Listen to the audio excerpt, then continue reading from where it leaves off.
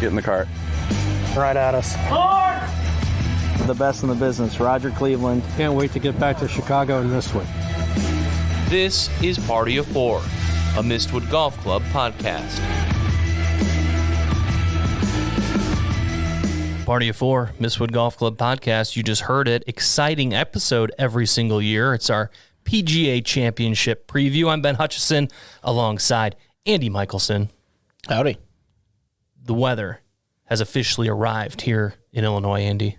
Yeah, it's actually golf season now in Illinois.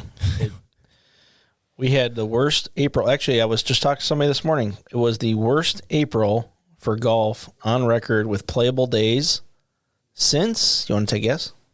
1964. 2002. Oh. 2002 was the answer. Yes, so 2002. So we had the worst April in the last 20 years, so it can only go up from here. To put it in perspective for our friends overseas, maybe in Germany, what was the weather like here in April? Very Scottish-like. Yeah, a little bit of wind, a little bit of rain. A lot of rain. In the 50s most of the time. Yes, a lot of rain. Sorry, not a little bit. A lot of rain. Temperatures in the 50s. Some occasional lightning. I mean, just all conditions you wouldn't say are optimal for golf in any way, shape, manner, or form. So it can only go up from here. I think we had one day or one evening when the winds got up to like 60 miles an hour. It was whipping out there. Yeah, we had some weekends where it was just blowing sideways, and if we had our old pins, I think they would have snapped in half. I've never been out there, but you played Bandon Dunes, and every time I see... That's exactly what it was like. That's what I was going to ask. Good call. Good call. Like kind of drizzly, kind of rainy, kind of blowing sideways. Good call. Like 3 to 4 club wind. I mean, played in an event last month. Every shot was a 4 club wind, either down or into. I mean, that's crazy golf when you're starting to do that, because then you're just trying to hit it head high and keep everything low and just kind of run it up to the fairway, and that's not fun. Or run it up to the green, that's not fun. What was that like going from some golf in Austin to then trying to golf here in Illinois? And then going back to Austin golf this past week where it was 90 plus. It's just interesting. It's just different. It's you get used to it. But the thing that responds the most is the golf ball. The golf ball is like a dead lead weight when it's 50 degrees out. But once it gets to like 80 and 90, that thing's just springing, going so much further.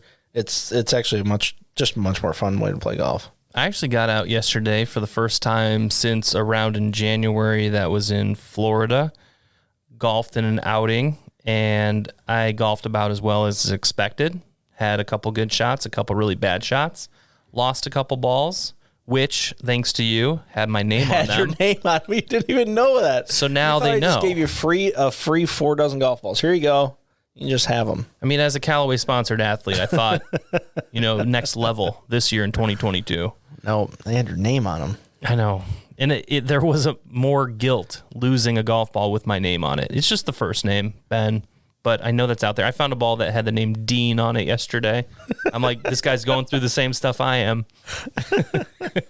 So that was fun. But it was just good to get out, and Monday was an absolutely beautiful day to golf. Oh, it's been perfect around here the last week. It's going to just be nice. Looks like a 10-day forecast. I only see rain one of the days. So, again, it's those playable golf days. If you get 180 of them throughout the year, which is half a year. If you can get 180 playable golf days, which is like above 55 and less than a 50% chance of rain, that's a bonus. I heard somebody define that like 5 or 6 years ago, and I think that's a great way to talk about it. Is 180 golf days in Illinois. If you get those playable days, it's a bonus. If you get less than that, you're kind of stunk, and maybe next year it gets better. But I know in 2020 and 21, it was definitely higher than 180 days. Well, and right now we've pretty much got Coronado, California weather, 75 and sunny, just no ocean air. It's a dream. Yeah, no marine layer and no ocean. So that kind of the scenery's a little different. Scenery is a little light, but yep, it's still beautiful out here. And we are pumped up for this episode. We've been thinking about it, gearing up for it. The PGA Championship is at Southern Hills Country Club. You ever played there, Andy? I have not. I desperately wanted to play there, and we discussed that in the last show. Yes. So it's the open wound, so we can move on. Yep, moving on. But I think it's good early on in this podcast as we'll talk about some odds and make our picks that I did throw $3 on Phil last year to win it all, and he did. I don't remember that at all. I'll have to find the tape, but even if I can or can't take the time to do that, I did, and it was nice. It was a long shot. It was just more of a just like feel-good pick, I think, because obviously he wasn't supposed to win. And now, Andy, he's not even playing this year. Yeah, I don't know. I don't know. I just hate how secretive this whole thing has been. I don't know anything about what's going on behind the scenes. I don't think anybody does. Phil in the field would make for a better field, period. End of story. So whatever's happening with this other tour or, his current gripe with the PGA Tour, the fans don't care. They just want to see him play. And it's disappointing that he's healthy and not playing. That's just not right. And Rory Mcilroy even weighed in on it because he was asked about it and asked about Phil, and he said this should be a celebration. He won a major championship at 50 years old. It was possibly the last big moment in the game of golf for him specifically, and he said he should be. I think he should be here this week and celebrating what monumental achievement he made last year. It's unfortunate. It's sad. I don't know what else to say. Yeah, it sounds like a lot of it comes back to the little spat between Phil and the tour on rights to his own likeness. Going back to the match, those multiple matches, I guess he had to pay the PGA Tour for his own image and likeness and footage and everything else. I think that was really kind of stuck in his craw for some reason. I don't know why there needs to be this big revenge play or whatever. I do understand the way that Lee Westwood put it, which is, look, we're independent contractors at this particular point in his life, which would be the same spot Phil's in, right? Late 40s or early 50s.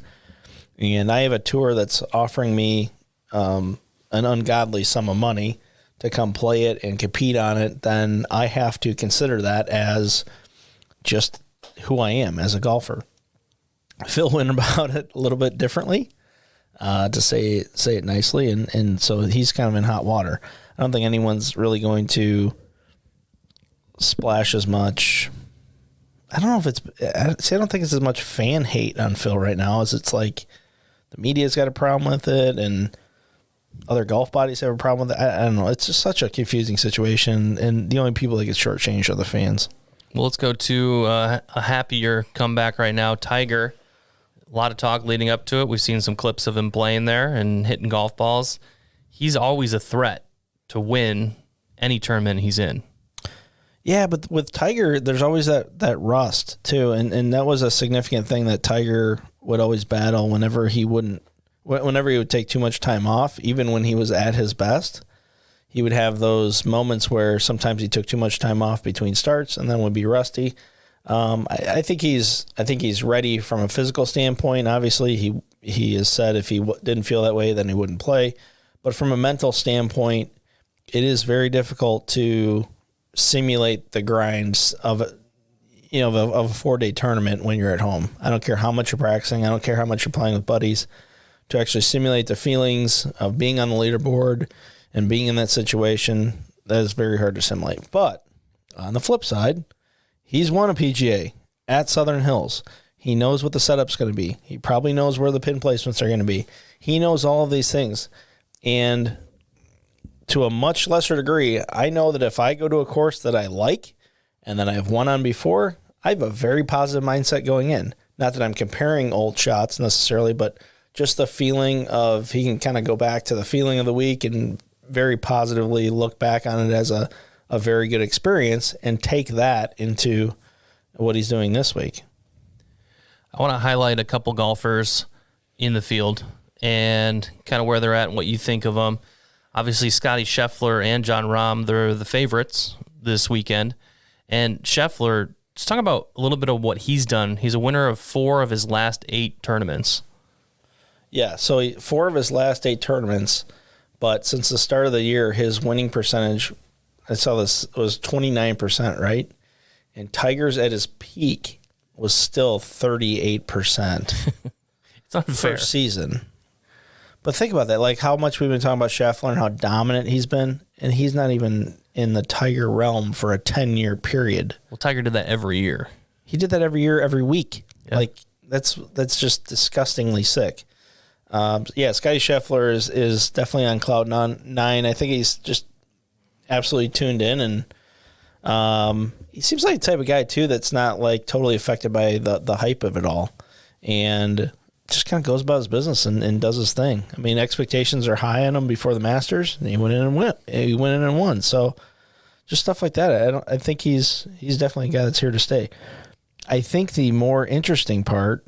Well, should we keep talking about the favorites? No, you can go ahead. The dark horses for this. If you look at the Byron Nelson, look at guys that are plus or 150 to 1, right? You've got guys that top 5'd it last week that are more than 150 to 1. Ryan Palmer, like Charles Schwartzel, both pretty good picks. Those guys both top 10'd it last week, which means they shot more than 20 under last week. Those are positive vibes. Those are recent vibes, So I think those guys, when I think of like dark horses, and I'm sorry to jump the gun on that, but I think that is probably even the more interesting story. I'm going to pick my usuals. I'm going to pick Rahm. I'm going to pick Schauffele. He's overdue. He's like way overdue. I mean, he is a book from the library that's 2 years old. He is so overdue. It's not even funny. And all the social media I'm seeing coming out from Callaway saying he's just putting on a total stripe show in the practice round. So Schauffele's a good pick. You need somebody that drives it on a string. That's Jon Rahm. So you can go either one with either one of those. Obviously, Justin Thomas had a great week last week. He top 5'd. You can go with any of those. Justin Thomas hasn't won a tournament in 14 months. Is this the weekend it gets done? Yeah, and he hasn't won a PGA since 17. There's no reason why you would say no to Justin Thomas. Justin Thomas pures it all day long. He drives it great, drives it high. He hits it high coming into greens. I think those greens not only are they undulating, but they're going to be probably super firm. This time of year, it is not comfortable to be outside in that city. So it's going to be nice and hot and warm and firm. And I've not looked at the forecast. Shame on me, but it's usually firm and hot there. My favorites are names that I'm bringing up kind of like you do Schauffele. That's Will Zalatoris for me. Oh, okay. I need him to play well. He's at 32 to 1. Patrick Cantlay, he's constantly just hovering around the leaderboard. Oh, yeah. I mean, and then Colin Morikawa has just been probably one of the more consistent golfers over the last couple of years. Isn't that wrong that guy's personality actually makes you think of him as a golfer? Like, Patrick Cantlay is never going to excite anybody, but he's pretty damn good. Yeah. He's really good a lot of weeks. Always has a chance to win, it seems like, over the last year and a half. But he's not going to be on that list of, and what is he, number 4 in the world right now? He's top 5. He's going to be on my list. Right at this moment, right? I think he's top 5, but he's not a guy that's ever on a top 5 just, based on who you think is your favorites. I like some of the 150 to 1 type guys you mentioned. I want to throw out a couple of others just for fun. Like Jason Dufner. He's 650 to 1. He's a 5-time or 8-time winner on the tour. He won the 2013 PGA Championship. He spent 50 weeks in the top 10 ranking, and yet his relevancy has fallen off over the years. Obviously, he had some off the course, on the course issues, but just a guy like that, he was a pretty big golf name in the 2010s. Wow, that's insane. Yeah, you're right. Actually, this site's got him at 1,000 to 1. They had him 1,000 to 1. Yeah. But what do you think about that? I mean, he's with the likes of Sean McKeel. Yep. What? I was shocked at all Club that. pros have the same. Buddy of mine, Sean Warren, has the same as Jason Dufner. No, that's not right.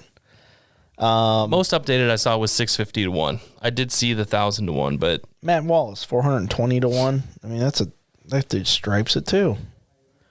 Paul Hostler, 320 to 1. Martin Keimer. So there's guys in this field. Okay, so here's where this other Kisner, 270 to 1. yeah, I saw that. Put a dime on that. Tell you what, that's a good pick right there. because these are a combination of, yes, you have to do all the things right, but they're always a putting contest, especially out at this place. Putting contest, big time. Here's what's interesting. There's guys that have committed to that live field, LIV field, that are in this field. And I thought that the PGA Tour denied them, like Lee Westwood, for instance. Maybe it's because they haven't played in it yet, but like once they go, they go. I don't know.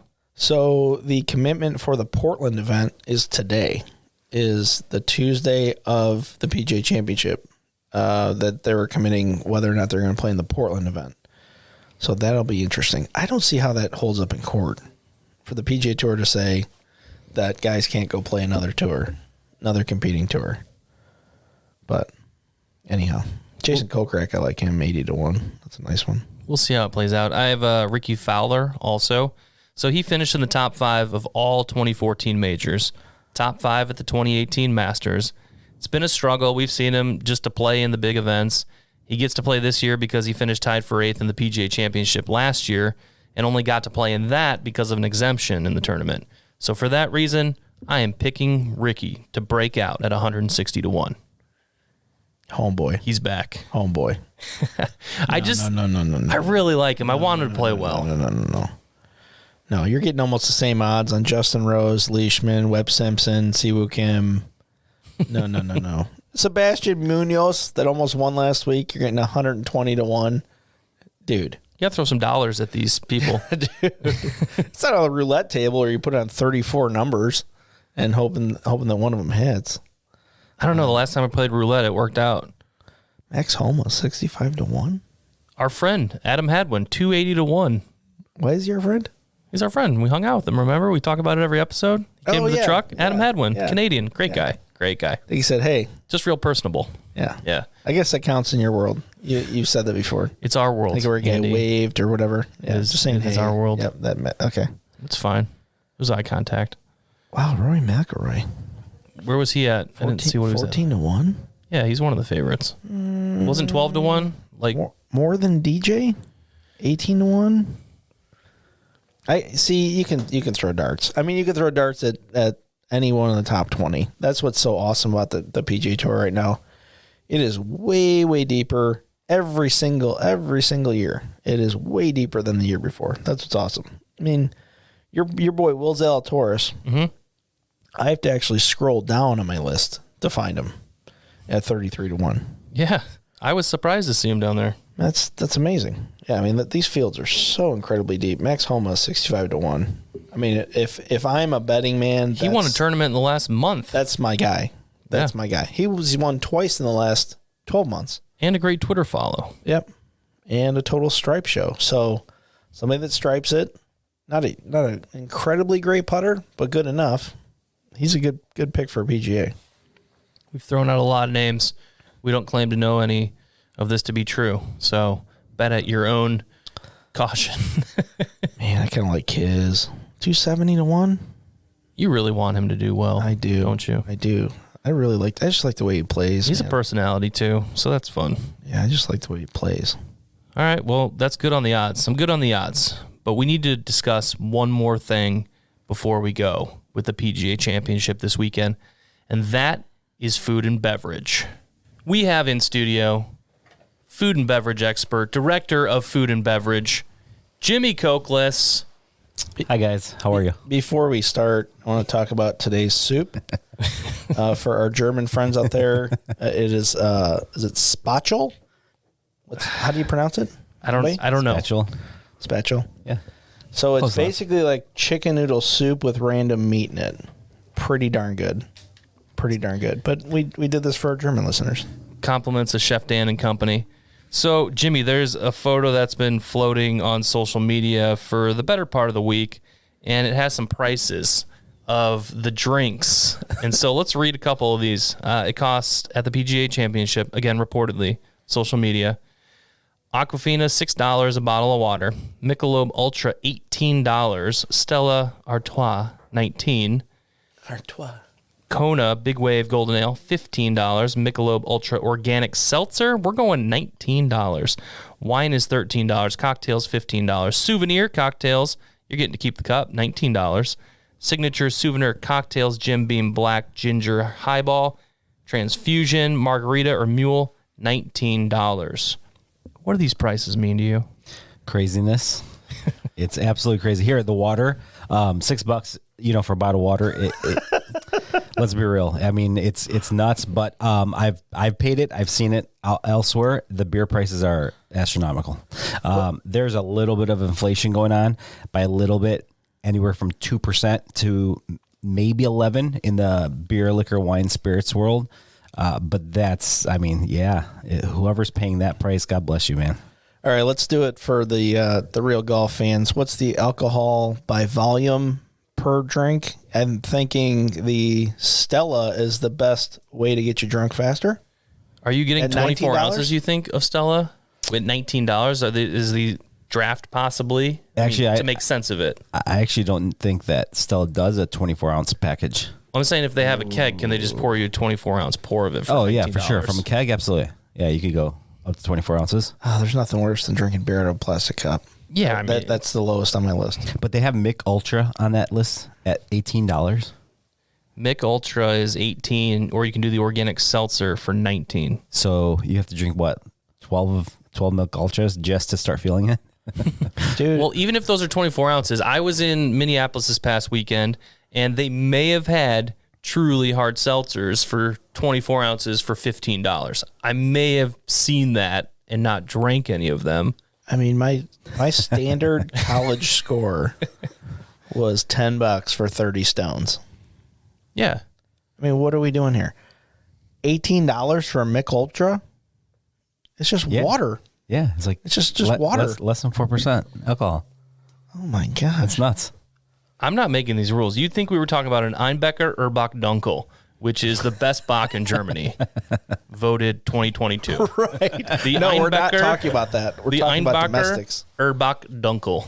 I'd pay 18 for that. I would too, just because of the name. I couldn't pronounce like any of the other beers, like Hefeweizens. Like I couldn't pronounce what kind they were. But I see these prices. We see concession stands everywhere we go. But have you noticed them going up at the different events you've been going to? Oh yeah, that's what I'm saying. I mean, we noticed it here. I mean, there's a cost increase, and everybody's going to continue to utilize the pandemic, and inflation obviously now is the big thing. But like I said, it's traditionally it's like 2 to 11%, 12% maybe right now on all those spirits. I know there was a can issue last year. I believe they're coming out of it. Nobody really has said anything about being short cans or bottles or anything. But again, there's ships backed up at ports. Is that true? We don't know. I saw a guy go crazy. Speaking of that, I saw a guy go crazy yesterday because this place I was at, it was not a fine establishment. Raised the price of €1 $1, and the guy just absolutely lost his mind. Lost his mind, yeah. Like, Yeah. have you not been everywhere? You're paying $5 for a gallon of gas. But anyway, Even the Greeks are getting you? yeah. Jimmy. I'm shocked they didn't start earlier. Right? They're usually all over that stuff. I think inflation's coming, so we're going to jack up the price right now. What would so? Total side note: back in the day, your parents owned a restaurant with like 500 menu items. What would happen when like these types of things would come about? Would they reprint an entire menu? No, my dad used the old school whiteout with a brush. Yeah, that's Greek 101 right there. Just white out the amazing. price, and then with a black Sharpie, right in the new price. And then I think it was like right when I was in like junior high, they discovered the P-Touch, and the P-Touch became a thing on the menu. Oh yeah, no, absolutely. I remember those just nights. Peel Man. that right off. It's all right. They won't look. I was like 12, and we just got a computer, and my dad discovered Word Paint. And was like, oh my God, like you're going to do the menu for us, right? So do the menu. And we found the clip art chicken and all the different foods and stuff. But yeah, no, it was brush white out first, and then it was P-Touch tape. That's gold. Yeah. With the way prices are changing, you see tape being put over stuff. But $6 for water, going back to that real quick, I think about that, and it's like you go up to the concession stand, and that's where you'd be like, can I just have water in a cup? Like, can you just get? And if they say no, it's like I just don't want to spend $6 on water. Like, it's a fountain drink. Just take it out of the thing. Yeah, if it's a fountain, sure, but with concession stands, it's speed. So they're trying to grab a bottle and throw it out, and get it out as fast as possible. So stopping to get, a water, or essentially, are they going to charge you? Probably not, but they don't want to deal with that. I mean, what's the food cost then? If the beer's this much. Yeah, I didn't see a menu for some food. Garbage pork sandwich for like $25. They should all just take the master's approach to it, right, Andy? Right, totally. Sell by volume, man. What do you need to load this all on for? Just found it. And as for non-alcoholic beverages, a good sized bottle of water again says $6.